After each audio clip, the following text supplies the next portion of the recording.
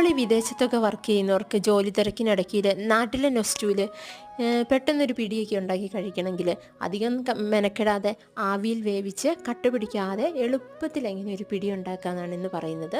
അതിനായി നമ്മൾ മാവ് കുഴച്ചെടുക്കുക. സാധാരണ പിടിക്ക് നമ്മൾ കുഴയ്ക്കുന്ന പോലെ ചൂടുവെള്ളത്തിൽ ഉപ്പും കറിവേപ്പില, ജീരകം, തേങ്ങ ചിരകിയത് ഇവ ചേർത്ത് ചൂടുവെള്ളത്തിൽ കുഴച്ചെടുക്കുക. എന്നിട്ട് അത് ചെറിയ ഉരുളകളാക്കി അതിന് മുകളിൽ കുറച്ച് അരിപ്പൊടി വിതറി കൊടുക്കുക.